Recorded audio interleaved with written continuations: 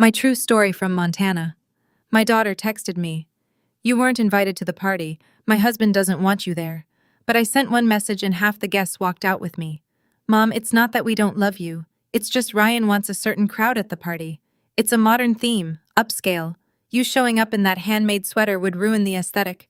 I stared at the message, the words blurring slightly as the afternoon light flickered through my kitchen window.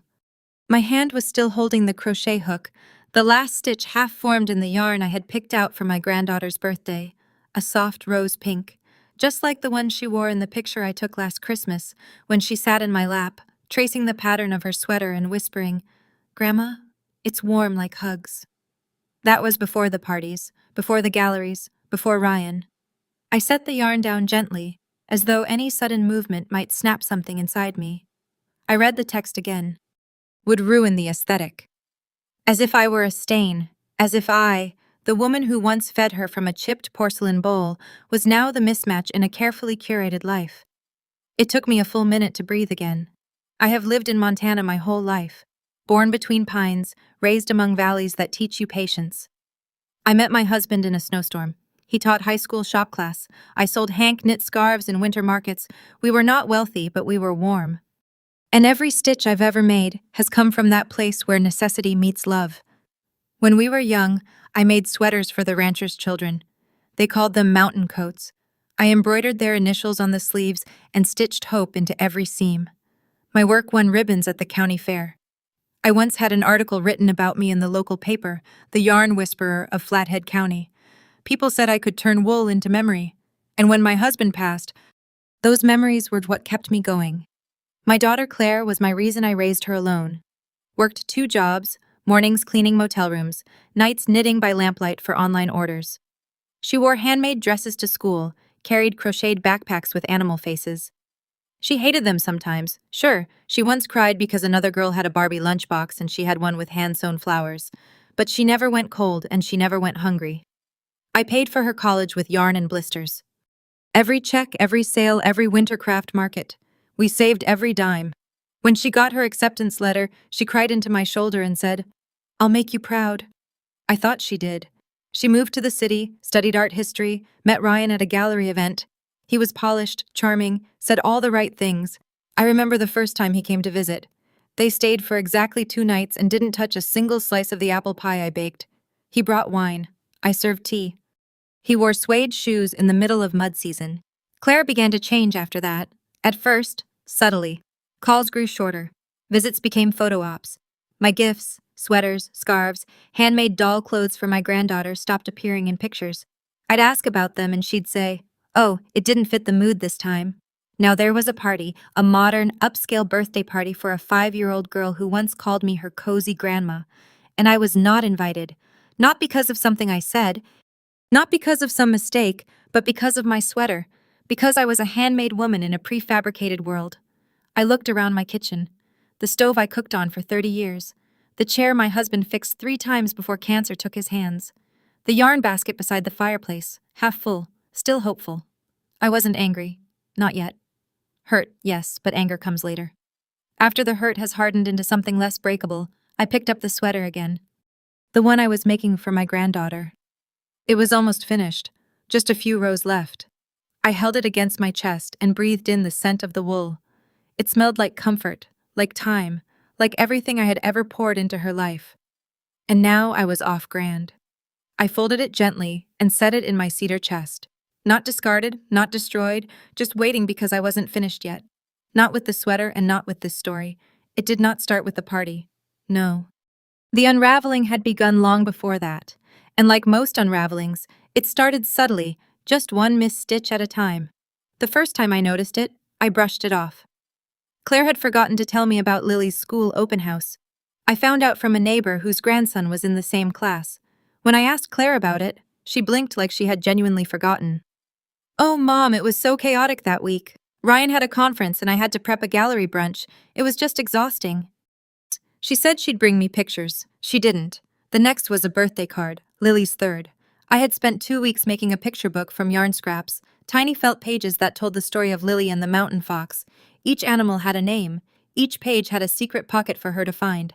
I mailed it with tracking wrapped in brown paper tied with ribbon. I never saw it again. When I asked if Lily liked it, Claire texted, "Oh yes, I think so." Ryan said it might be too delicate for her age. We might keep it as a keepsake. The photos from the birthday party showed Lily opening a box of store-bought toys, each more plastic than the last. I wasn't in any of the photos. Claire posted them online with the caption, "Everything curated, everything perfect." I started noticing the patterns. Photos of Lily at ballet class, at museums, at themed parties.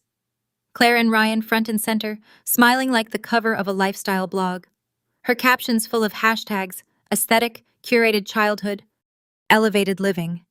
I used to be part of those captions. Now I was just part of the archive. She stopped posting pictures of the quilt I made for Lily's crib, the hand-stitched growth chart with tiny buttons, the lavender-scented toys I sewed from old cotton shirts. When I once commented on a photo, just a simple, "She's growing so fast. Grandma loves you." The comment disappeared an hour later.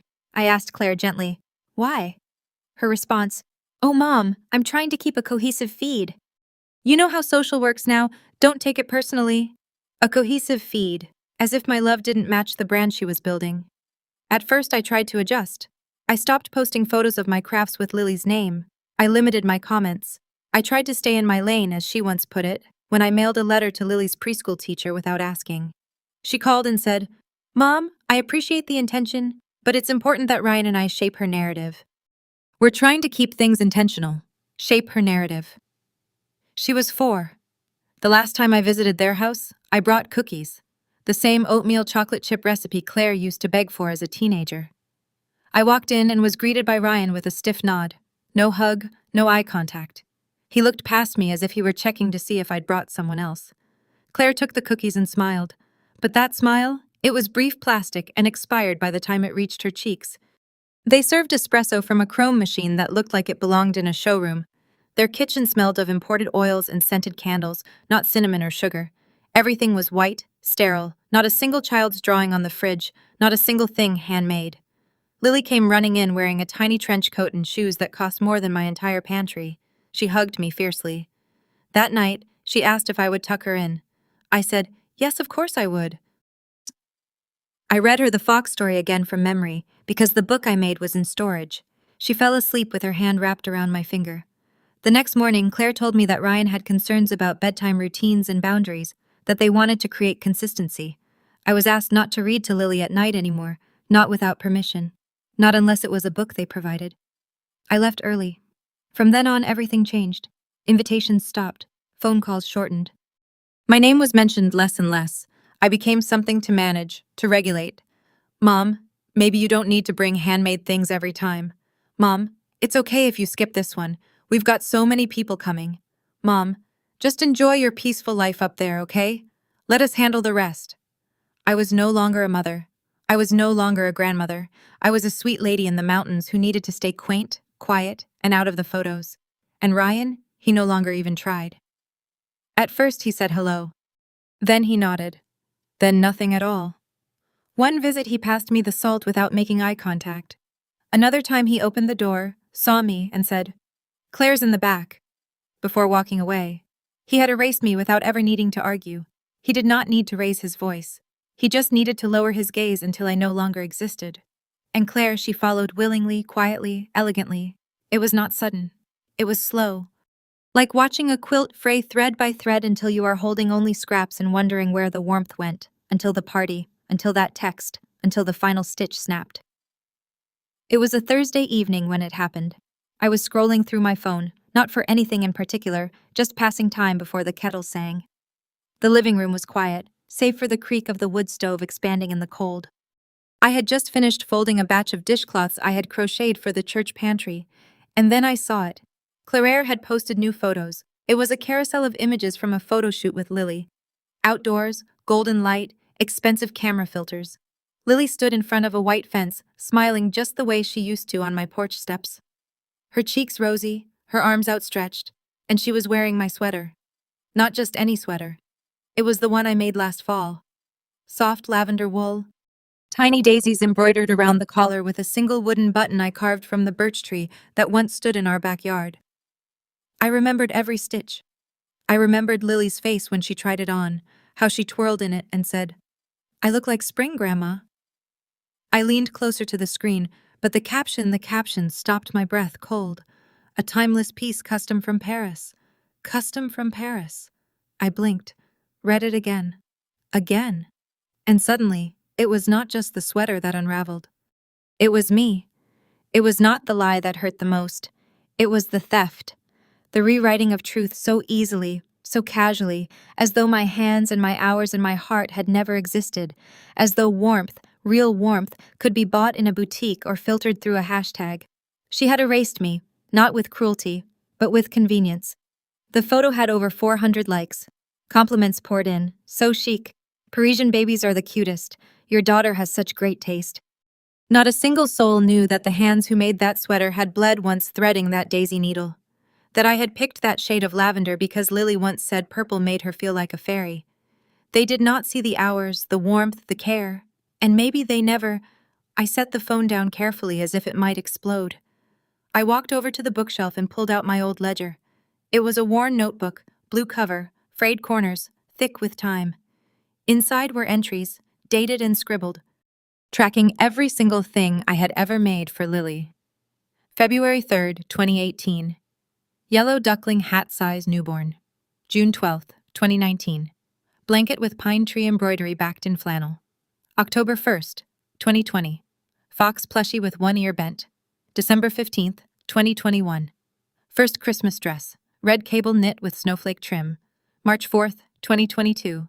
Lavender sweater with daisies and birch button.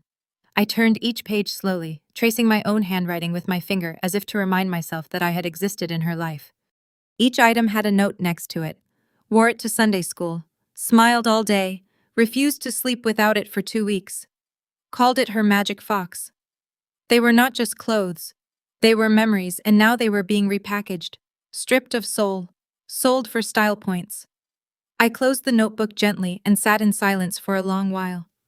The stove crackled, the tea cooled, but I did not move because something had shifted inside me. Not anger, not even grief, just a clarity I had not felt in years. I was no longer just unwelcome. I was inconvenient to the narrative, and inconvenient things, they get cropped out. But not this time. Not anymore. I waited 3 days. 3 days after the Instagram post, 3 days after seeing Lily in the sweater I made, described as if it had come from a Paris showroom instead of my quiet kitchen. I told myself maybe Claire had not meant to lie. Maybe the caption was for marketing. Maybe it was just careless. But deep down I knew better. Still, I needed to hear her voice. So I called. She picked up on the third ring. "Hi, Mom," she said, breezy, distracted. I could hear ambient music in the background, soft piano chords, the clink of glass, like she was somewhere polished. I swallowed. "Claire, I saw the pictures of Lily." A pause. "Oh, did you like them?" "She looked beautiful," I said. "The sweater looked good on her." Another pause. "This one tighter." "Yes, that one." There was no mention of where it came from, no apology. Not even acknowledgement. I waited, then I asked gently, "Claire, are you really not inviting me to the party?" She exhaled sharply like I had asked something exhausting. "Mom, it's not that we do not love you." My hand tightened around the phone. "It's just the event has a certain flow aesthetic. You know how Ryan is about energy and presentation. We're hosting it in the gallery space this year. Minimalist, clean, modern. There's a vision. The decor, the lighting, the outfits. You showing up in one of your sweaters would confuse things." I stared out the window. Montana snow was starting to fall again, soft and slow, dusting the bare pine branches. My world was white, quiet, true. "Confused things?" I asked. She hesitated. "Mom, people come to these events for a certain feel. It's more than just a birthday party. It's also about the brand, the experience." "I'm not a brand," I said softly. There was another long pause. Then her voice changed sharper now. "Mom, don't do this. Don't make this about guilt. This is about direction. Ryan and I are building something. We're trying to move forward. People don't go to galleries to look at wool scarves anymore. That's just not where the world is." I didn't speak because there was nothing left to say. It was not about the sweater. It was not about a party. It was about eraser. It was about cutting away anything that did not fit the version of herself she was curating for strangers, including me. "Claire," I said finally. my voice trembling despite my efforts. Do you really not want me there? There was a beat of silence. Then she said it. Mom, please don't ruin this. People are coming for something beautiful. They're not expecting to see fleece and folk stories. My heart slowed. She might as well have said it outright. You're the past. You don't belong here. I nodded, though she could not see me. I understand. Okay, she said quickly, almost relieved. Thank you for being mature about it. I knew you'd get it. I didn't get it. But I ended the call, and when I set the phone down, it was like every vein in my body froze. The warmth of 3 decades of sacrifice, of motherhood, of bedtime lullabies, and scraped knees and handmade meals iced over in a single conversation. I sat in my chair and stared at the fire for a long time. Not crying, just quiet. Because when the blood stops flowing between mother and child, it is not loud. It is a silence so vast it echoes. That night I could not sleep. The wind whispered against the window panes. The wood stove glowed faintly, casting orange light across the walls. I sat at the kitchen table in my thick robe, a mug of cold tea in front of me, untouched. The house was so still, I could hear the clock ticking above the sink. I kept hearing her words. Don't ruin this. They're not expecting to see fleece and folk stories. I stood up, crossed the room, and opened the bottom drawer of the old cabinet where I kept the family photo books. There was one album covered in blue flannel that had not been opened in years. I flipped through the pages until I found it. A photo. It was Lily, maybe 3 years old, standing in front of the stone fireplace in my living room. Her cheeks were pink from playing outside, her curls wild with static. She wore the lavender sweater I had made, the very first one with the daisy chain collar. She was laughing, not posing, not filtered, just laughing with her whole face. In the background, a stack of logs glowed in the firelight. A half-finished puzzle lay on the rug. The mug in her hand was full of cocoa with marshmallows melting around the rim. It was a picture of warmth, a picture of love, and no one could fake it. I sat back down and stared at the photo, holding it in my lap. The longer I looked at it, the more sure I became. Claire could crop me out of her life, but I still had a voice. So I picked up my phone not to message her, to message them. People who had known Lily before the marble countertops and gallery invites. People who had eaten my cookies, sat on my porch, shared snow days and casseroles and Sunday afternoons. I opened a group text. One by one, I added names. Mrs. Halpern, Lily's first preschool teacher. Tom and Janine, the neighbors who helped shovel my walk. Mrs. Engen, who used to knit with me at the community center. Clara Ara, whose daughter was in ballet with Lily. Even Margaret, who once helped me fix a broken stroller wheel. 18 people in total. I did not ask them to take sides, I did not complain. I simply attached the photo and typed, "This is the child I raised, this is the warmth I gave. If that's off-brand, I understand." I stared at the message for a moment, my thumb hovering. Then I pressed send, and in that instant, something inside me shifted, not in anger, but in freedom. I had told the truth. Not loud, but loud enough for those who remembered. The first reply came 5 minutes later. Mrs. Halpern, she wore that sweater every Wednesday, said it made her brave. Then Janine, still remember the cocoa you made that day. Nothing in the world like it. Clara, I've missed seeing her like that. Thank you for sharing. By midnight, 10 of the 18 had responded, each message like a soft hand on my shoulder. No one needed an explanation. They had been there. They remembered. They knew. The gallery was pristine. White walls, polished floors, and soft ambient lighting that seemed designed more for illusion than warmth.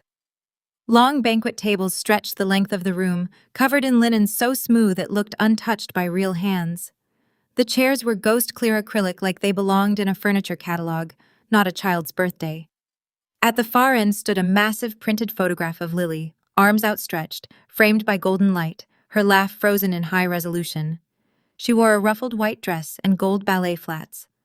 Not a speck of mud, not a hint of mischief, just curated perfection. The guests arrived slowly in coats of camel and black, murmuring greetings, holding wine glasses instead of juice boxes. There were canapes on silver trays, figs wrapped in prosciutto, smoked salmon on cucumber rounds. The cake stood untouched, 3 tiers tall, iced in blush fondant, topped with edible flowers flown in from somewhere far away. Claire greeted everyone with grace, her hair swept into a low bun, her dress sleek and structureless.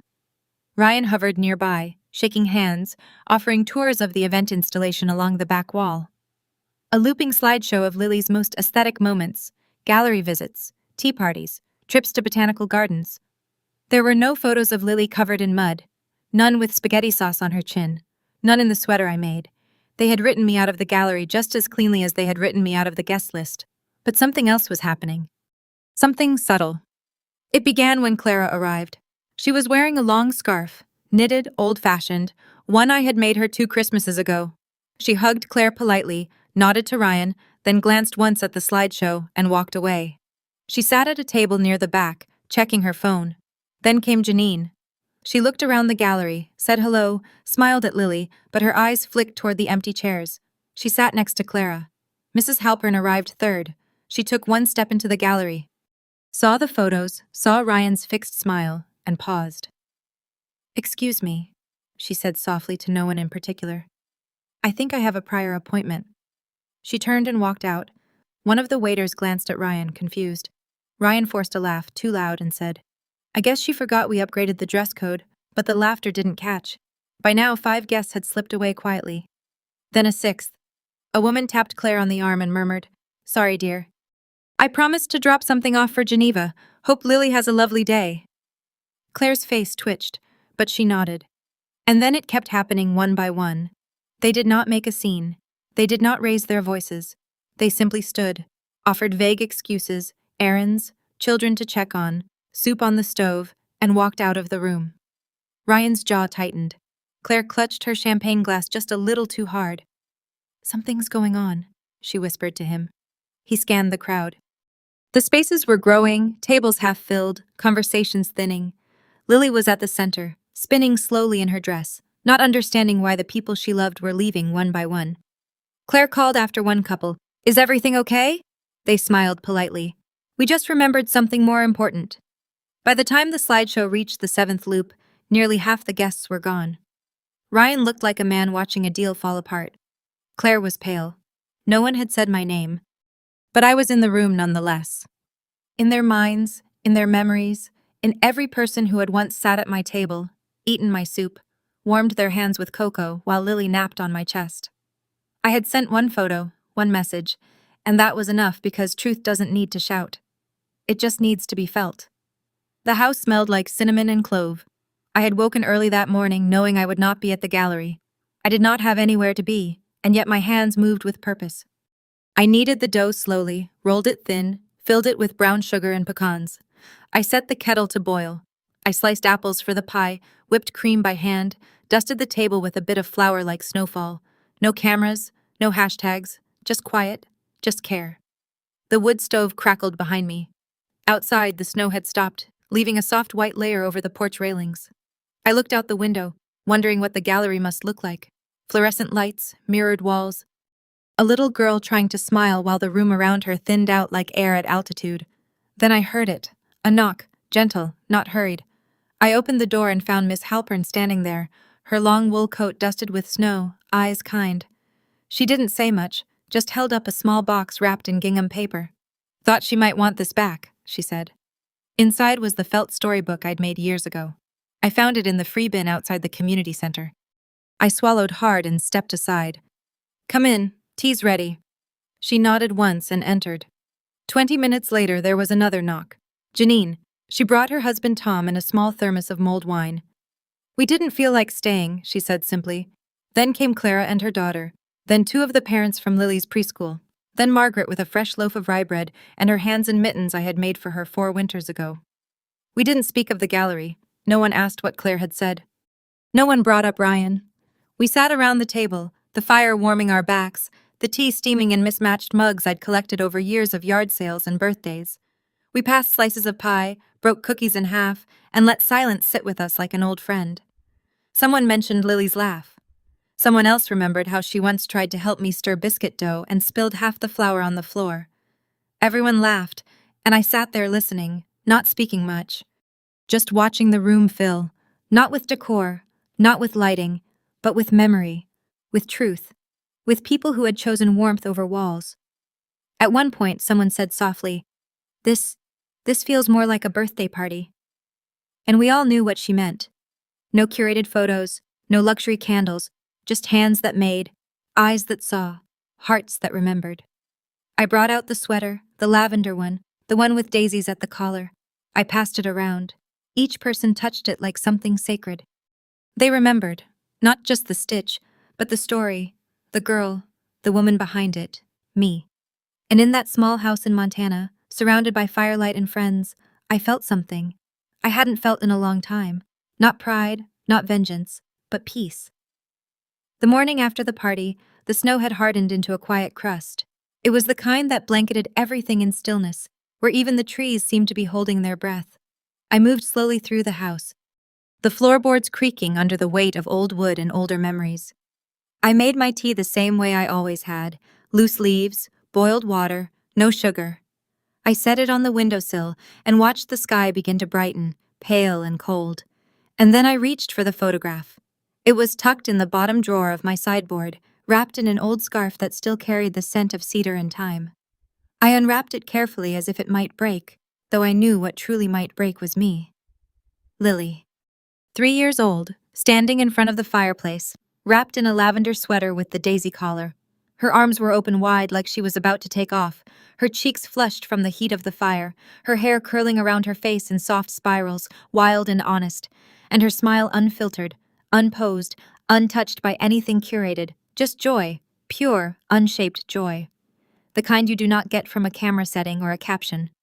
The kind you earn through hours of quiet, of presence, of putting the child first before the world had a chance to shape her into something else.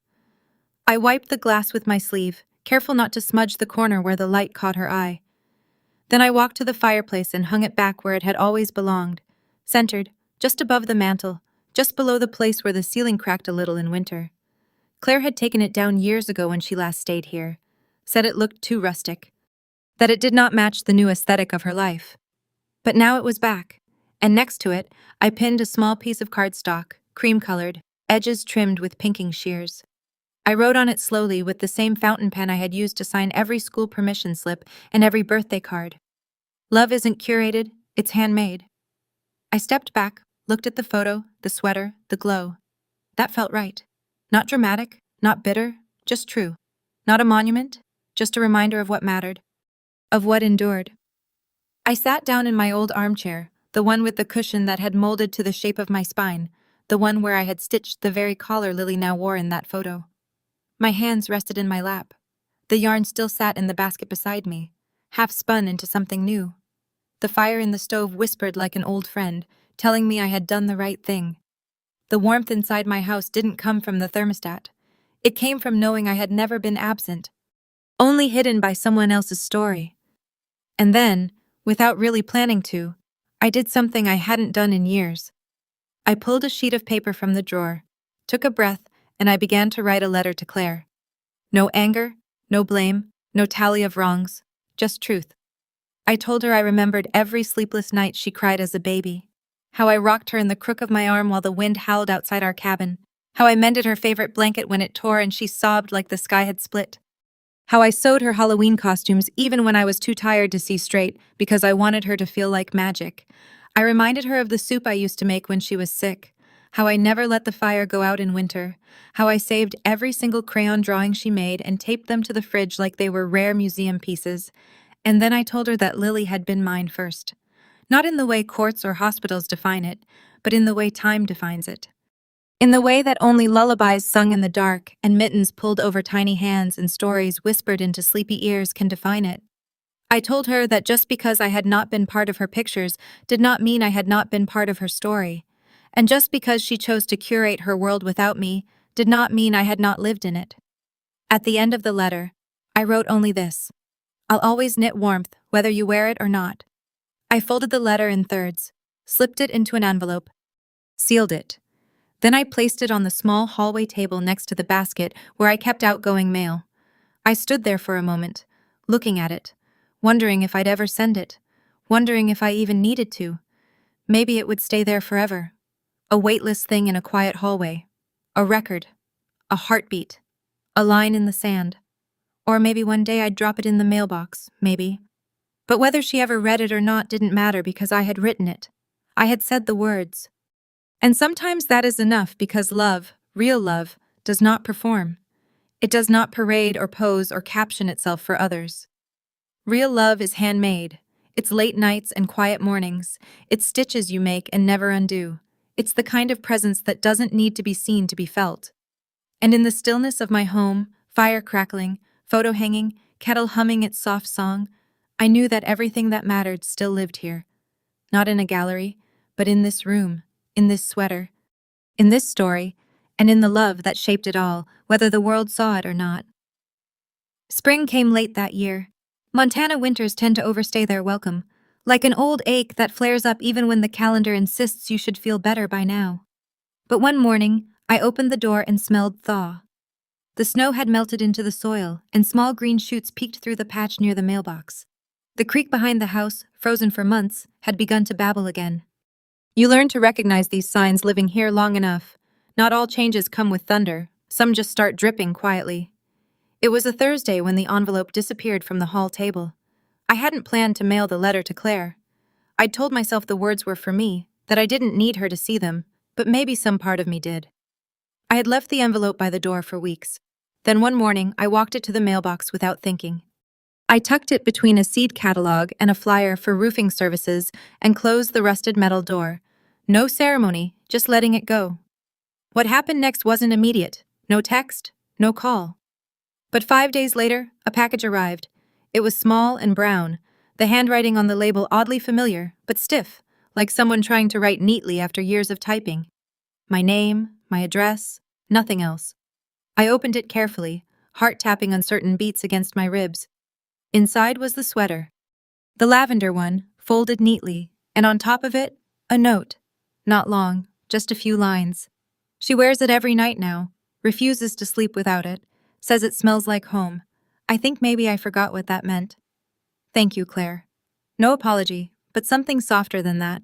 Something closer to acknowledgement. I'd held the sweater for a long time, brought it to my face. It smelled faintly of lily, of shampoo, crayons, and something sweet. I smiled, tucked it back into the box, didn't reply. Not yet. Let her sit with it. Let her feel the weight of what she had almost erased. Over the next few weeks, other small things followed. A photograph slipped into my mailbox. Lily standing in a park holding a handmade stuffed fox I'd thought had been thrown away. No caption, just the image. Then a voicemail I let go to the machine. Hey Mom, just checking in. Hope the snow's melted up there. Lily asked if we could visit sometime. No pressure, still no apology, still no declarations. But the ice was thawing, and that was enough. Not every bridge needs rebuilding. Some just need to stop burning. I spent that spring doing what I always did, baking, knitting, walking the trails behind the house. Evelyn from down the road stopped by with jam. I made her tea. We didn't talk about Claire. We didn't need to. Sometimes the people who really love you don't need to know every detail to hold space for your healing. One Sunday afternoon, I pulled out my old ledger again. The one where I tracked everything I'd made for Lily over the years. I flipped to the most recent page and added a new entry. April 28th, 2025. Fox plushie repaired, sent by mail. Lily still carrying it. That's enough. I set the book down and stared out the window. Sunlight hit the side of the barn, painting it gold. I didn't know if Claire and I would ever return to what we once were, but I no longer needed us to. I had already stitched every part of myself into the fabric of her life, into Lily's. Whether they wore it proudly or buried it in closets didn't change the truth of it. What's made with love cannot be unmade by neglect. What's true remains, even if unspoken. That summer, Lily came to visit just once for a weekend. Claire dropped her off at the porch with an awkward wave, said she'd be back Sunday afternoon. She didn't come inside, just helped Lily out of the car and handed her a small suitcase. Lily ran to me before the engine even turned off. She wrapped her arms around my waist like she used to, like nothing had changed, like children always remember where they were safe. She wore the lavender sweater, a little shorter on her now, sleeves creeping toward her elbows, but she wore it anyway. I made her pancakes. She helped me feed the birds. We picked wildflowers. We made a new storybook, this time with foxes and rivers and brave little girls who found their way back to the forest cottage where they were always loved. On Sunday, when Claire came to pick her up, she lingered by the steps. Lily hugged me tight, whispered in my ear, "Grandma, this was the best part of my year." Claire looked down. Then very quietly she said, She talks about you all the time now. I nodded. She always did. You just stopped listening. She didn't argue, just nodded back. Then they left and I stood on the porch, watching the road curve away between the trees, sunlight glinting off the windshield as they disappeared around the bend. But this time, I didn't feel hollow. I felt whole. I went inside, sat by the fireplace, looked up at the photograph still hanging above the mantel, and I smiled because I knew the truth. Love doesn't need permission to be real. It doesn't expire with fashion. It isn't erased by silence. It is handmade, stitched into time. And no matter who tries to rewrite the story, love always finds its way back to the page, even if it takes years, even if it arrives wrapped in quiet, even if it simply returns in the form of a child's arms, reaching out without asking why you were never in the pictures. Thank you for listening to my story. It took me a long time to find the words, longer still to believe they mattered. Either way, call in one more time tonight. Virtual comfort toward helpless, dull. But if you've made it this far, if something in this story stirred something in you, then maybe, just maybe, we've both been seen. You see, stories like mine don't always make headlines. They don't come with drama that screams. They unfold in kitchens, in silent phones, in the ache of being left out of a photo or a life. But they're real, and they deserve to be told because being forgotten is not the same as being gone. And sometimes the softest voice, the one they tried to curate out, becomes the one they remember most. If this story reminded you of someone you know, or something you've felt, or a silence you've carried, then I hope you'll do one thing. This channel is where quiet women finally speak, where mothers, grandmothers, and caretakers who've held it all together finally let it all out. Not in anger, but in clarity. Here you'll find real stories of betrayal, of sacrifice, of quiet revenge, told not to shame anyone, but to remember everything. Because wisdom doesn't age, it deepens. And revenge sometimes it comes in the form of a knitted collar and a child's arms. So if you want more stories like this, stories that sit with you, stories you'll carry into your own still nights, hit that subscribe button, share it with a friend, leave a comment if you'd like to tell your own. This is not just a channel. It's a place for the stories they thought would never be told. And I promise you this, we remember everything. And now, finally, so will